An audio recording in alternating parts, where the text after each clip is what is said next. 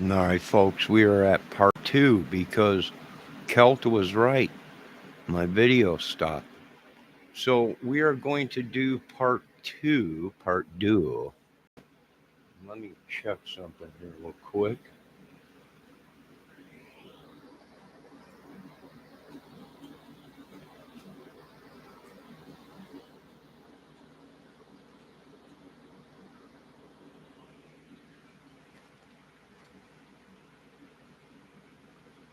Ay, ay, ay, ay, ay.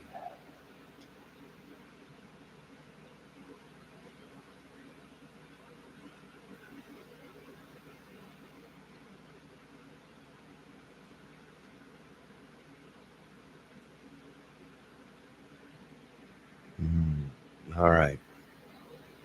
Okay, we're all good so far. Everything's working. All right, let's recap a little bit. What's wrong, sweetie? No, if you're not gonna. Oh, she wants some water. Hold on, I gotta get her some water.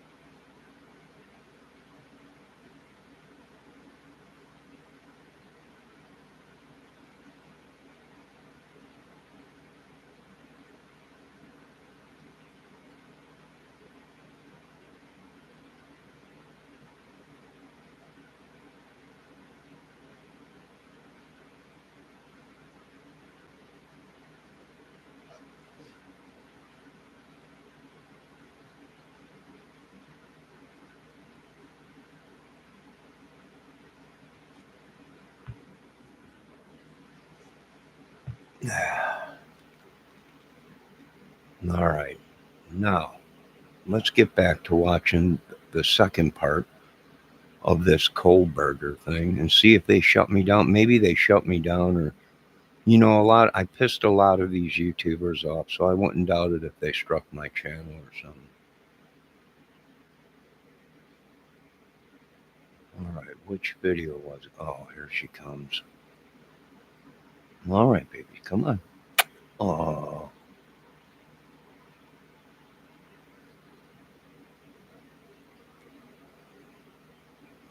I don't. That's what she does. She wakes up. She gets her food, her water. She comes, lays back down here, and she'll sleep. Now she's gonna lick her her little teddy bears, and then it's like she eats, sleeps, eat, sleeps. Unless I play with her toys with her, and then she'll jump all around. But then as soon as I'm done, it's time for a nap. All right, let's get back to this Kohberger thing. Let me once again post in the chat Miss Nancy Grace's channel. Oh, great. I just screwed that up. All right, let's copy this. Let's put it over here in chat.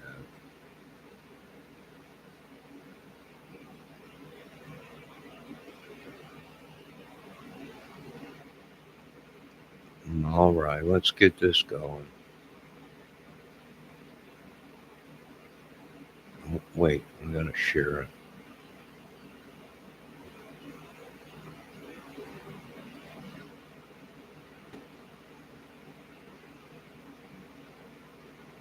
All right, let's jump over here.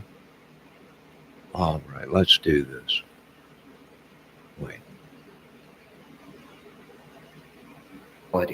Because of this ability, it only goes to mitigation to spare his life, not to guilt. To Chris McDonough joining me, founder of the Cold Case Foundation, former homicide detective with literally hundreds of death investigations under his belt. I found him on his YouTube channel, The Interview Room, and he has researched and investigated the Idaho slaves himself. Chris McDonough, Let me just throw this at Christmas, you, not on that. since my experts seem to And ignore I it watch whenever I this say it. channel and According to Hermania Rodriguez and the court filing, she's right. The defense is now filing motion to strike death penalty regarding autism spectrum disorder. Chris, he's a PhD student that teaches criminology and supervises dozens and dozens of students. Do you buy it? No, I don't buy it. And 2 words, right? Methodical control. It's not I going to. thought you were going to say BS. Go ahead. Well, and I'm about ready to get there, 100%, Nancy. Where, this guy, if he's our guy, which the DNA evidence is pointing that he potentially could be, allegedly, this guy is methodical.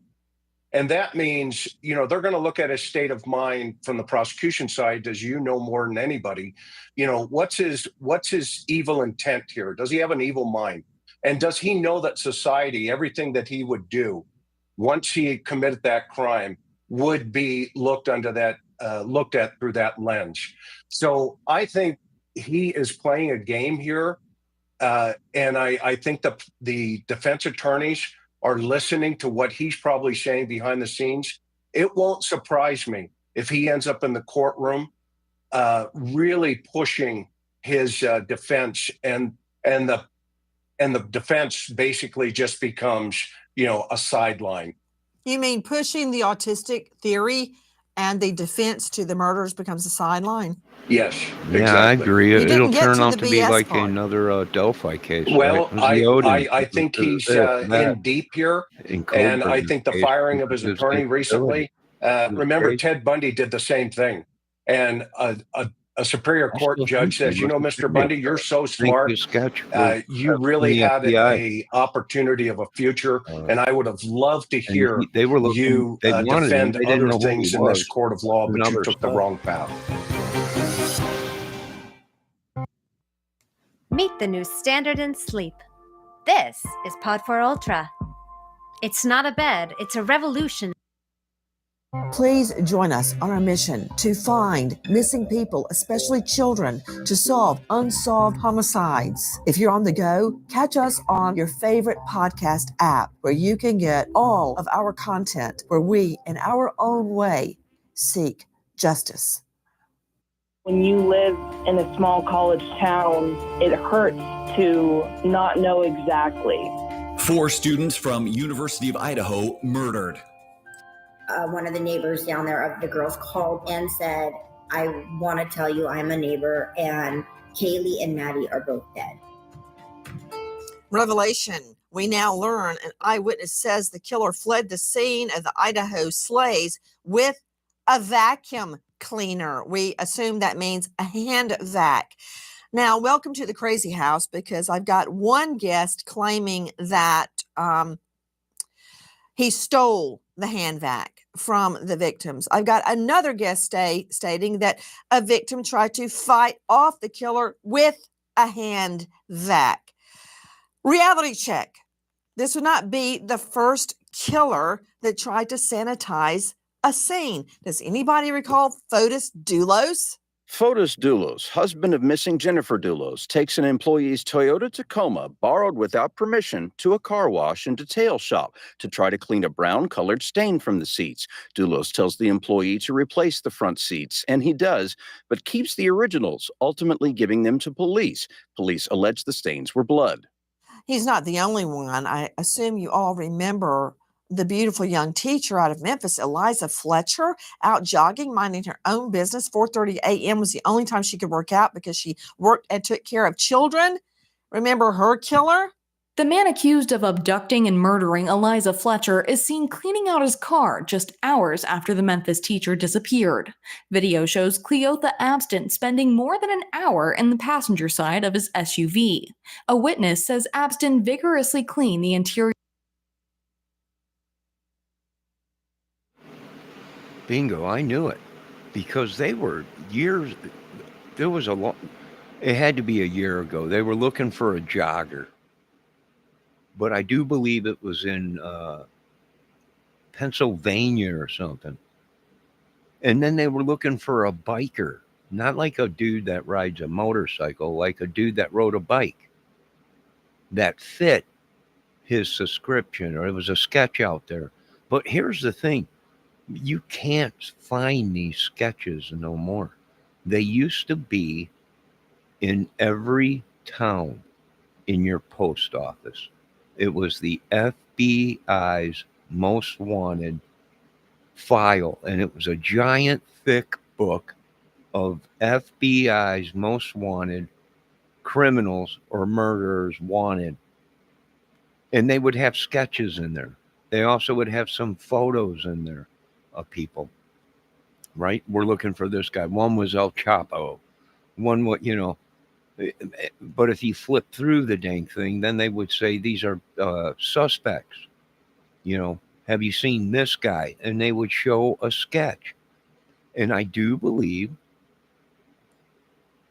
he could be one of them sketches that was from a while ago, before Idaho 4. So it very well may be him. And that's what she's saying right now. I didn't know that. There was another person now. She's saying in Memphis, Tennessee,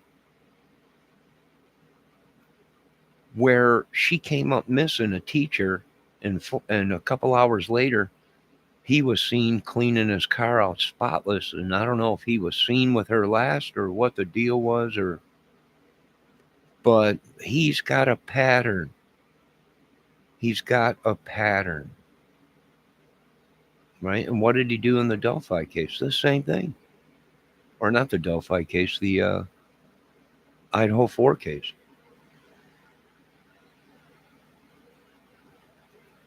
Rear of his car with a carpet cleaner. Fletcher's dead body was found close to where police said Abston is seen cleaning out his vehicle. I mean, it goes on and on and on. You've got Scott Peterson that suddenly cleaned the whole apartment, the whole home after he murdered Lacey and Connor. You've got Jodi Arias, who cleaned up and even did laundry. Luckily, she left her digital camera in the washing machine, which revealed her foot by the dead body. But the cleaning, the obsessive cleaning, the thought that you can somehow wash away forensics, that doesn't happen, Joe Scott. No, it doesn't. I've held early on, and I've been proven wrong, I think, at this point in time, based on the evidence. I held that the car was going to be, quote unquote, a rolling crime scene, that it would be, there'd be so much transfer evidence in there because, having worked many sharp force injury related homicides over the course of my career, you've got 4 victims. There's no way that this individual could not have been potentially supersaturated with blood and transferred that evidence into the car. And right now, that hasn't occurred. So, yeah, So he was seen cleaning his car with a carpet cleaner. It's possible that he was cleaning blood out of it with a carpet cleaner. I mean, I could see going to the car wash, washing your car, and then cleaning out your car and vacuuming it. But not too many people bring a carpet cleaner with and do. I mean, some people do, right? But a coincidence that this lady's missing and found right where, or close to where he was cleaning his car out with a carpet cleaner or whatever. Oh, come on, man. Everywhere this guy goes, there's a dead body. And him cleaning his car.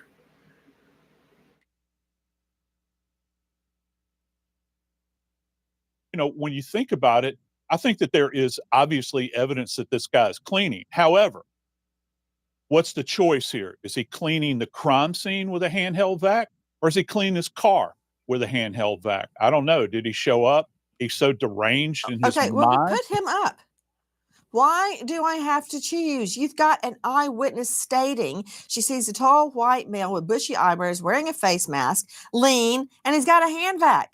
you have, I mean, this is a pattern, Joe Scott. Then you've got his apartment, immaculate, where his shower curtain has been taken out. The rings are still up there, but the shower curtain's gone. What could possibly have been on it? Blood, maybe? Think.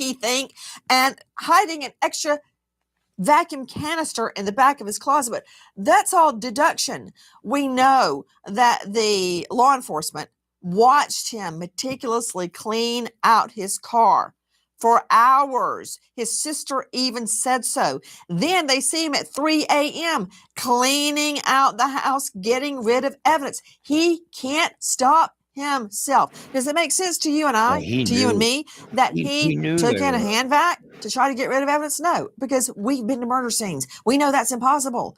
But a 29-year-old PhD student in criminology who's never been to a real murder scene probably thinks, hey, I can get rid of evidence. He planned everything meticulously, Joe Scott. This is so him. Yeah, but he still doesn't wear a belt where he can put the sheath of the knife on it. And for many years, he was top of his class. He was a teacher assistant. Are you telling me this guy didn't check into other things other than just criminality and stuff like that? He was around it, the whole thing, right? Probably forensic evidence, probably all kinds of stuff. So being that he's such this genius that they all talk about. Yeah, he was. Why? Because he was constantly cleaning up after himself. Now, sure, he had autism. Who don't? I do. But I ain't sitting there cleaning up everything with rubber gloves. And doing it naked, like some of these people were saying. He was naked cleaning up his apartment and stuff like that. Well, that's somebody that just don't want to leave any DNA at all anywhere, right? Not on their clothes, nowhere. They take everything off, they throw it in the garbage, out it goes. Yeah, I mean, what Nancy Grace is saying, it fits me. It fits my thing that I'm trying to say is, yeah, it's very dang possible he studied more than criminality. And it's very well possible every time he did a murder, he cleaned up behind himself right away. Probably used bleach and probably a steamer, one of them H2Os or whatever, to try and kill everything or whatever, get rid of the stains or whatever. But yeah, it makes sense to me, right? It fits my mind. I'd say, yeah, it's plausible, very plausible.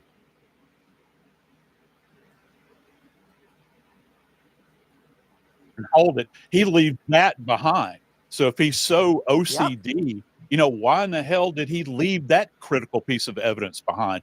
Which, by the way, contains allegedly his DNA. He left it behind, Nancy. So he's going to go in. He's going to clean with a vacuum cleaner. We are not the engineers of the evidence. We take it as we find it, and we build our case. How many times, Joe Scott? I'm really actually surprised at you. How many times have we said, "What an idiot! Idiots!" Because they do idiotic things.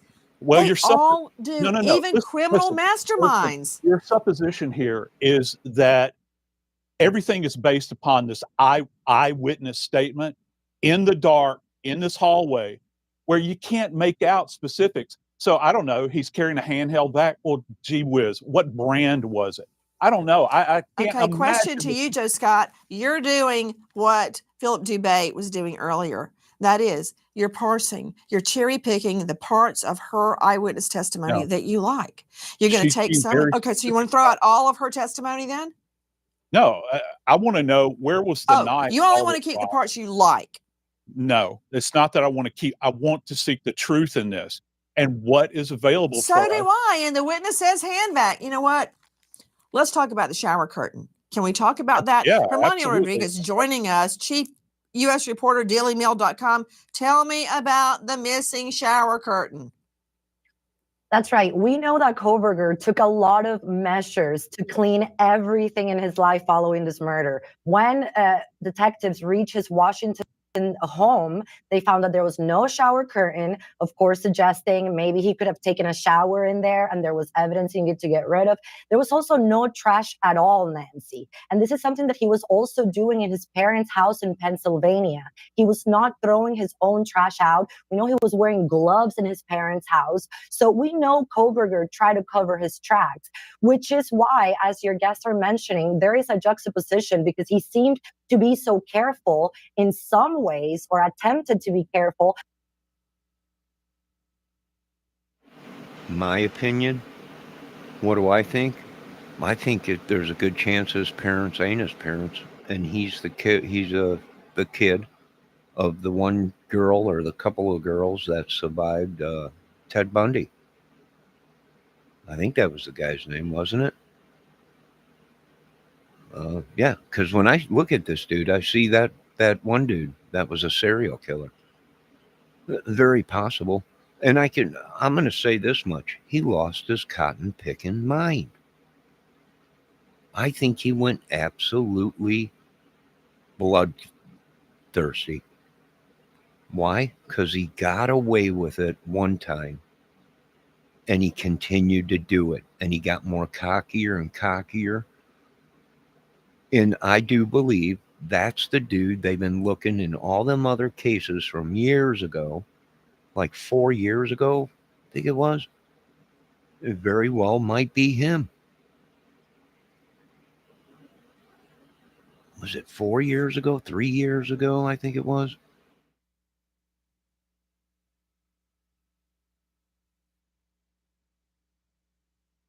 But then did things like leaving a knife sheath behind and maybe thinking he could clean up a crime scene with a hand bat, which of course is absolutely impossible. And I think he should have known that as a PhD student of criminology. I mean, you may be able to pick up some hairs, but he must have expected that the scene was going to be bloody and that a hand bat would not have helped.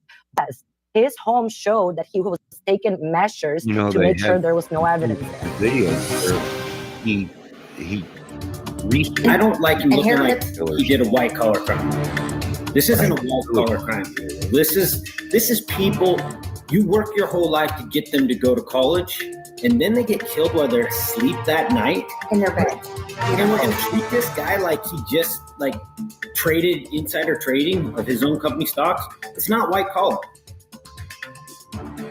And as we go to air tonight, And I want to point out another thing. They're saying that these girls or these people were killed while they slept at night. Well, how do you explain the camera, the Ring camera, 200-300 yards away, 400 yards away, picking up the commotion that they're saying this is when the murders happened at like 2 o'clock in the morning or whatever. There was a disturbance or something. And you can hear a dog barking. And they're like, well, that's what happened. Well, then if that's what happens, I want to say something, folks. And we're dealing with a time schedule here. And it's very well possible that Brian Kohberger opened up the door and got the food delivery. I think they were dead before then. Probably the schedule of the video that was out saying that this was the murder, the when it occurred, the Ring camera, 150 or 200, 300 yards away picked it up. And that's shocking to me that there was other people there that seen nothing, heard nothing, right? You got the jogger that was jogging by. She said about 4 o'clock in the morning or something like that, or 4:30 in the morning or something like that. And the door was wide open, right? And then you got the witnesses, if they were sleeping, like they said in the beginning of this case, they were all sleeping. They didn't hear nothing. And now they're saying, well, we seen this. The guy was a shadow. which we knew that the one roommate said she cracked her door, or she walked out of her room and seen a figure in the dark, and she said somebody's hair, and then she ran into her bedroom, and she said she shut the door because she didn't think he seen her, and she cracked it to see who it was, and she seen a figure walk by with bushy eyes or whatever. There was 2 people that survived. They both gave statements they seen somebody. It ain't adding up to me, and yet no one called. How could they be in shock? These people are saying that they were terrified to death. Well, how? Why? What did you hear? Well, we didn't hear nothing. Well, why were you terrified? If you couldn't see nothing, you couldn't hear nothing, then what was your reasons of being terrified?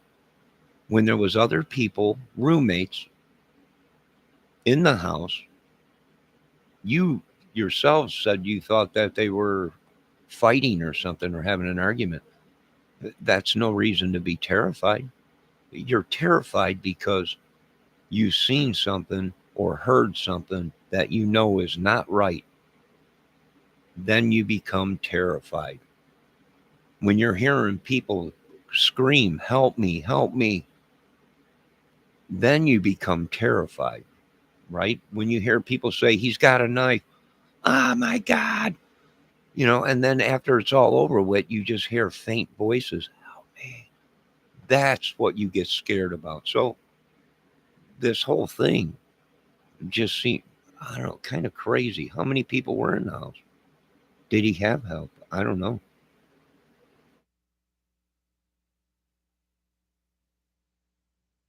We learned Kohberger has fired a lawyer. Listen. Brian Kohberger is fine-tuning the team that will represent him at trial in August. Jay Logsdon, an Idaho public defender assisting Ann Taylor, will be replaced with a Northern California attorney who specializes in DNA and previously testified as a paid consultant for the defense. Bicca Barlow, formerly of the San Francisco Public Defender's Office, has been admitted to the case pro hoc vice. Barlow has run a private law office with a focus on cases that involve forensic DNA for over 10 years and claims to have led the first successful challenge of STR DNA evidence in the U.S. Brian Kohberger is not the first famous celebrity defendant to get rid of their lawyer. Does the name Michael Jackson ring a bell? Just after Michael Jackson's Santa Barbara indictment on 9 felony counts in the alleged molestation of a young boy, Jackson fires his attorneys Mark Garagos and Benjamin Brafman, the singer commenting that he needs the full attention of his representation while his life is at stake. Joining me, Philip Dubé, veteran trial lawyer out of the LA jurisdiction, has handled many a case in court. I remember when Michael Jackson fired Mark Garagos, and Mark Garagos has tried a lot of cases, but Jackson did it. That was his. Yeah, but there's a difference between being privately retained and court appointed. In the court-appointed cases, counsel can withdraw if there's a conflict or if they feel they don't have the skills that are required to do the representation. So you bring somebody else on who's paid by the court. It's very, very common. In this particular case, Ann Taylor is lead counsel. She's the captain of the ship, and she needs to decide what, if any, type of assistance she needs by way of second chair, third chair, fourth chair, who's going to do the science and who's going to do the mitigation. And it seems like the people that they had for the DNA or for the science weren't well equipped enough to defend him with this mountain of forensic evidence. And I think the end game initially was to try to get all the forensics suppressed. When that failed, plan B now is bring on board people who are really lettered and schooled in the forensics. Philip Dubé, do you think it has anything to do with the fired lawyer Logsdon putting not one, but both feet in his mouth last week in court when he described our country, America, let me get this right, as a panopticon, which is essentially a large prison with guards a surveillance state where your privacy is going to be trampled upon by the police. He said that, and it made all the headlines. Well, at a minimum, it's problematic because everybody's under a gag order. You should not be talking to the press, giving any. Wouldn't bother me at all if they wanted to surveil me. This is why so many people get away with murder and innocent people get put away. Why? Because we weren't there. We weren't see it. Could we fix that problem in America? Yes, we can fix that problem in America and surveil everything. Why? Because only the devil is the one that wants to hide his little evil. If you ain't doing nothing bad, you got nothing to worry about. Oh my God, they're filming me. I don't care. Film me all day walking around. They already do, people. Every store you go into has a camera. Just about every corner of every street has a camera. Just about every gas station in the country has a camera. Hardware store, you name it. What do they got? Security cameras. You're already being surveilled, and even in your neighborhoods, but not good enough, obviously. Not good enough, obviously.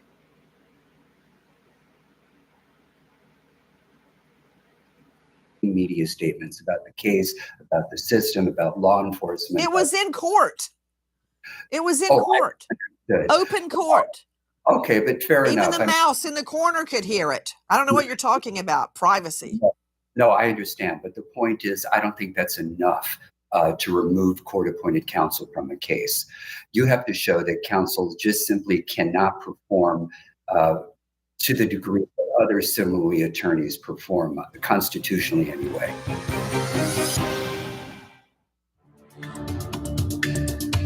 A million people can tell me, don't let it consume you. Be patient. Don't think about it. Just, but I am me. I can't. This is my daughter. This is her best friend. This is whoever. I can't stop just being consumed by it. In the last hours of bombshell, the defense now claims that they are advancing the theory that Brian Kohberger, the PhD student, the teaching assistant in the criminology department at Pullman, is autistic. Hermanio Rodriguez, again, tell me about that claim. Right. So this is a new claim we had never heard before in the years we have been covering this case. And it's interesting that it comes right after the Kohberger defense team replaced one lawyer with another who's more focused on DNA. It also came after the judge said he was not going to throw out the DNA evidence obtained through genetic tracking. Now, Kohberger's defense has asked the prosecution to drop the death penalty, claiming that Kohberger is in the autism spectrum. Again, they submitted no evidence of this, no tests, no historical documentation. And why would they ask that? He's autism. Can you take the death penalty off? Well, they know they got him. That would tell me his lawyers know. Brian Kohberger knows. If they ain't got him on this, they got him on something else. So what's he going to do? My opinion, take the death penalty off the table, because he knows, right? He's busted. He don't want to die, whatever, if not, other stuff is it takes time to go through all these cases. Some of these are cold cases. Is there a chance he was a killer at a young age? I don't know. They said he killed animals or whatever at a young age or whatever. And that's how they start, right? They build themselves up. And I'm not talking hunting, right? Going out and hunting and cooking your food. He would just kill animals to kill animals. And I do believe I think there was a footage in the Delphi case of Rick Allen in his backyard with a knife. He didn't know he was being filmed. and he had a cat. The lady thought he was going to kill the cat. He grabbed the cat by the neck, and he had a knife. He looked like he was going to stab the cat through the side. But then I think the lady knocked on the window or whatever, or made a noise, and he seen her or something and didn't do it or something like that. But I know there was footage of Rick Allen, something with a cat or something, or an animal in the backyard at either his house or some lady's house or something. So, yeah, I don't know. Here's the bottom line. His DNA is on that sheath. If he wasn't the killer and had nothing to do with it, he would say, that's my sheath. But I was not there. And whether he had a roommate or he sold the knife to somebody or he borrowed it to somebody, don't you think if he's supposed to be this genius, don't you think he would have said, that's my sheath, but I borrowed it to this dude? Or I live with somebody and they might have taken it. You know, I've had other problems with this roommate or whatever. Or he would have said, hey, I sold that knife to this dude, and they would have checked it out, right? You think the police would have checked it out. But no. Why? Because in his mind, he thinks he could beat everything. And I think now that stuff is starting to come in and they're looking at other cases with him. I think he figures out that he's caught. He ain't gonna win this case, not unless he can come up with 100% story that it was his sheath, or something else, like I didn't do the murders. I went there. One of the girls called me. I brought my knife. I went in. It was horrible. It was ugly. I thought I had to maybe fight somebody or kill somebody because one of the girls was very upset when she called. And I went there only to help. And once I went in there, it was just, I couldn't help. It was too bloody mess. And I ran out of there and I left my sheath.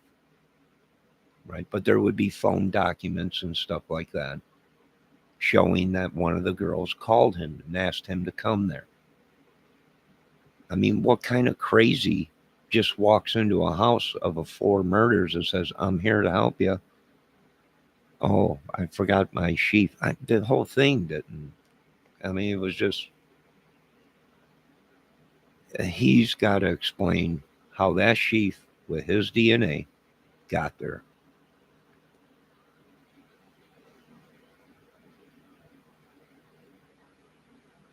That's the bottom line. And so far, he hasn't come up with nothing.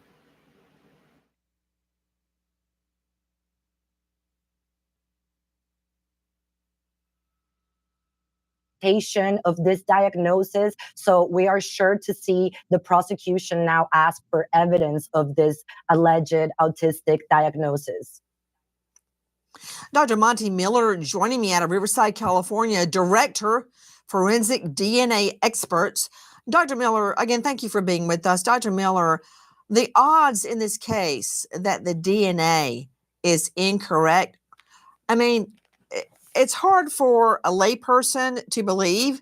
I didn't believe the first time I used DNA, deoxyribonucleic acid, in court, but I had to check it, and it's correct. The odds are like 1 in 8 octillion that it could be anybody else's DNA but Kohberger's. Would you agree with that type of statistic in DNA analysis? The way I would do them, you end up basically with a number so big, just like that one, that says the DNA came from him. I mean, it's to that point where scientifically, logically, statistically, you've ruled out anything else. It really, unless somebody else's DNA matches him, and somebody else's DNA that matched him was left there and implicated him. And so the chances of that happening are just zero.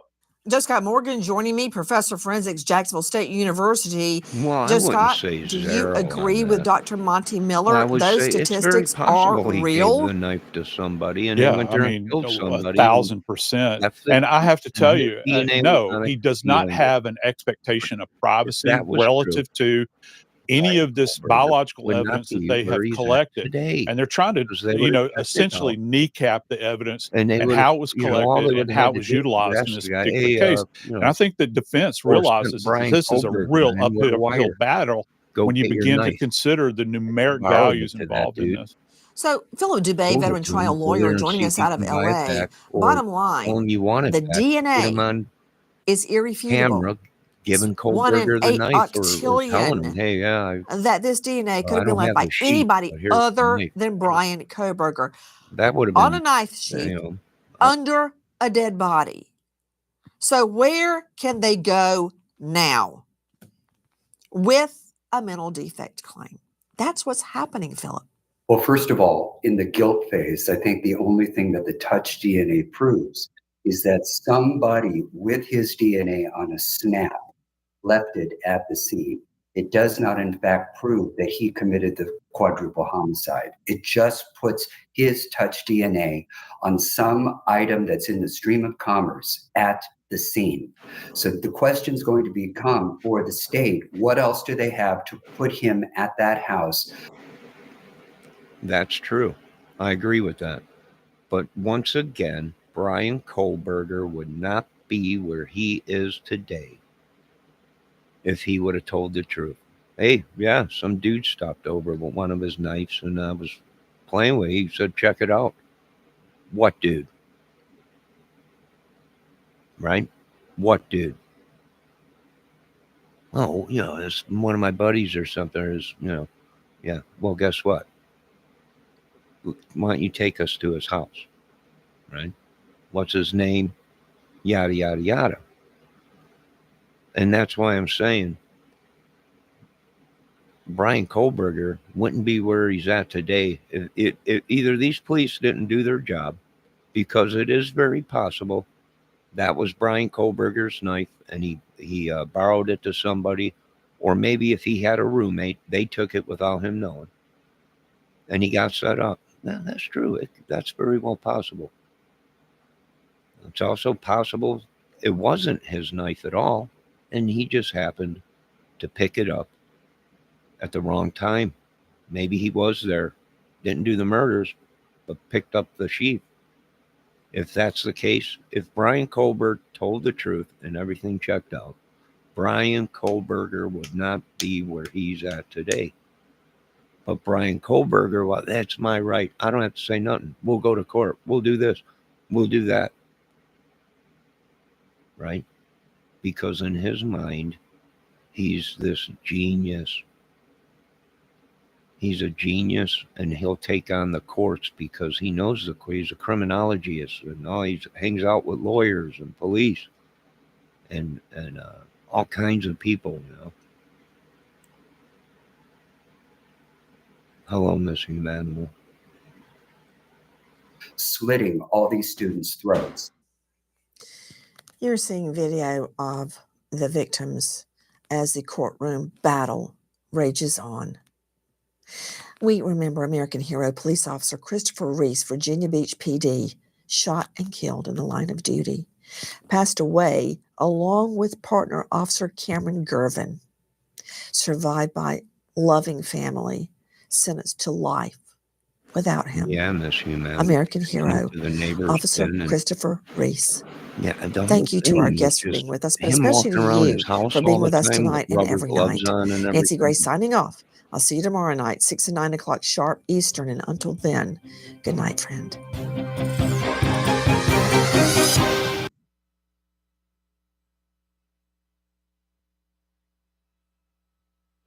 Well, I can say, Miss Nancy Grace, that was a great video. And I do agree with you on some of that. And I just think Brian Kohberger wouldn't be here today where he's at if he told the truth. There are 3 or 4 scenarios, right? It's possible. I don't know. We don't have the records in front of us to see, did one of the girls call him asking for help? And he went there, which, if that was true, don't you think one of the girls would have said, oh no, we called him. We were scared out of our minds and he came there. The story would have checked out. Or he borrowed the knife to someone, or someone stole it, right? I mean, these are things you say right away. Why? Well, because you know if they get you on this murder, they're going to get you on the rest of them. They're going to try and come at you for the rest of the murders that have been unsolved around that area, down south, out west, even up north here, that you fit the description to, right? So, you know, he wouldn't be where he's at today. You know, I'm sure they would have brought him in, and they would have questioned him. Your DNA is on this sheath. How to get there? We'll give you a couple chances to explain. Think about it, because you got 4 dead bodies, right, Kohberger? And we really don't know who you really were, so now we have your blood. Can we get a blood sample from you, sir? A DNA swab real quick, right? We just want to check something out real quick, right? Fingerprint, maybe. Maybe a little fingerprint while you're down here. Pressuring them the whole time, right? Now, here's the thing. I don't know, he might have been arrested by some of his buddies. Meaning, he knew the people, right? Maybe they were shocked. Did you hear Kohberger? What? Ain't he the scientist genius or whatever, and a teacher's aide and everything?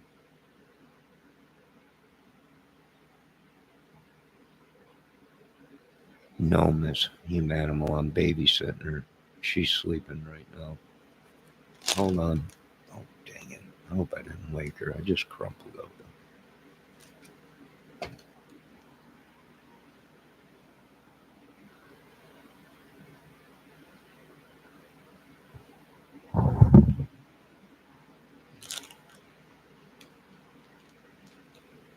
No, I'm just babysitting her. I woke her up. Well, I'm sorry. I'm just babysitting her. She's going to want her belly rub. I know, and I should have never. Oh, my God, look at her.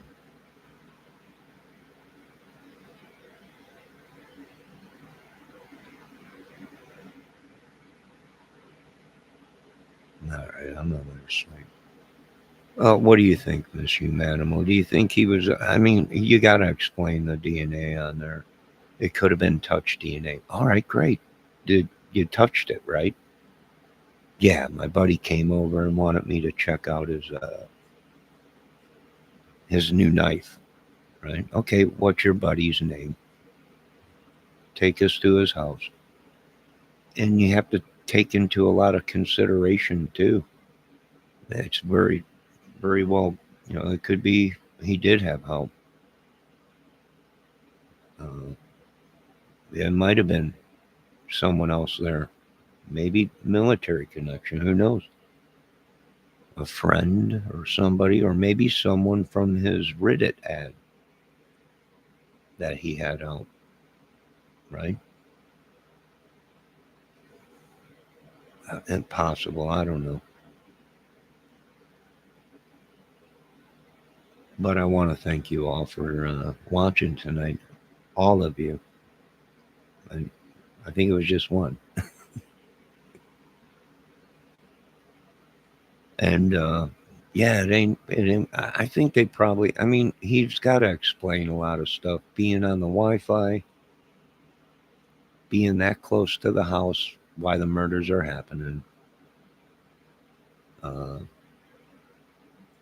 No one seeing or calling the police. I just can't believe that. And then to see activity when they said, oh no, well, we were drunk and slept through it. Well, look at your phone is saying you're talking to these people. You're doing this, you're doing that. Right? I mean, it kind of makes sense why they thought that they maybe something fishy was going on. Why didn't they run out of the house? You ever think of that? Right? They shut the door, supposedly lock it. Why didn't you jump out the window and run? And there was numerous things they could. I think both of their bedrooms were one was on the second floor, and one was on the bottom floor. If this commotion was going on upstairs, don't you think that she would have ran out of the house screaming for help?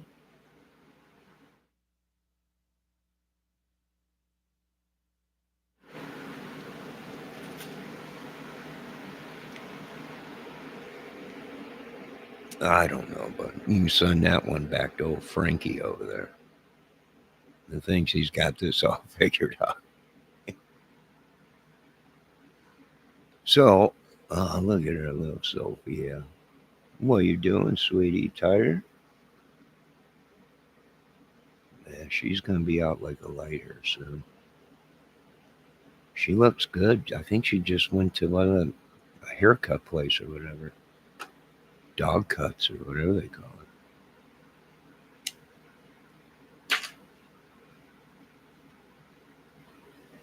All right, ladies and gentlemen, like I said, there's been a lot of people named in a lot of these cases, a lot of these YouTubers.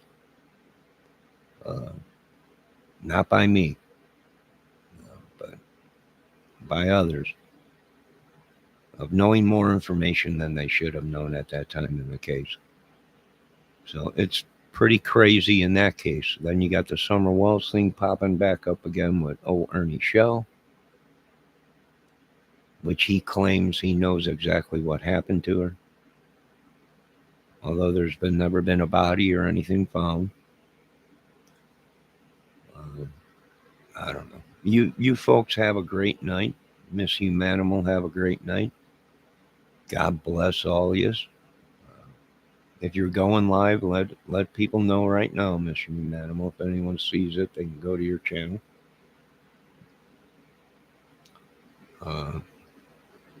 Yeah, once again, God bless. Have a good night. I might be back later. What time is it? 10 o'clock almost? Yeah, I might be back later on with a fire or something. Or who knows? Maybe. I don't know. I'm getting really bored of YouTube. I really am. I've lost contact with being able to communicate with people because I've just been